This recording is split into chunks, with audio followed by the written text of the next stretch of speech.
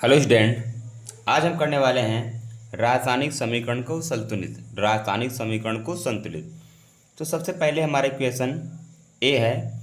तो देखो, इक्वेशन को सॉल्व करने से पहले हम क्या करते हैं, किसी एक तत्व को पकड़ते हैं, उसको बराबर करते हैं, फिर उसके बाद दूसरा, फिर तीसरा।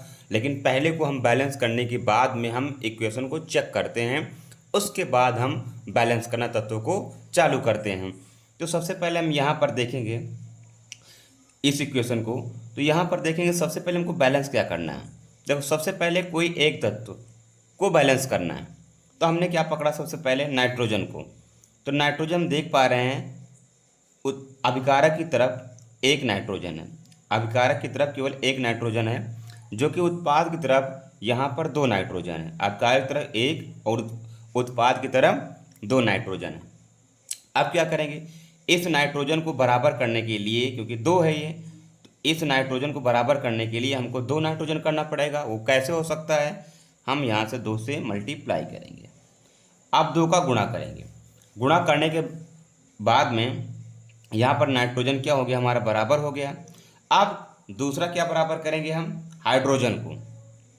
यहाँ पर हाइड्रोजन कितना है, दो और दो चार, दो और दो चार।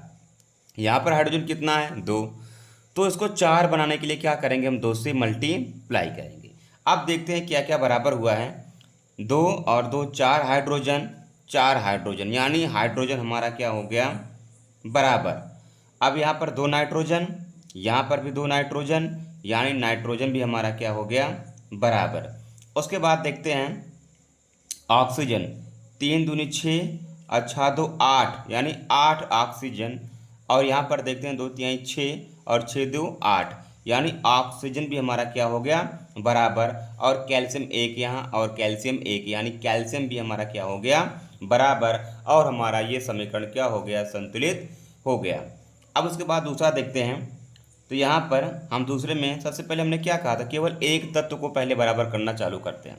तो यहाँ पर हम सबसे पहले सोडियम को देखेंगे। सोडियम यहाँ पर कितना, एक है, और उत्पाद में सोडियम देखते हैं कितना है, दो है। तो दो सोडियम को हमको बनाने के लिए क्या करना पड़ेगा, सोडियम हाइड्रोक्साइड को दो से गुणा करना पड़ेगा।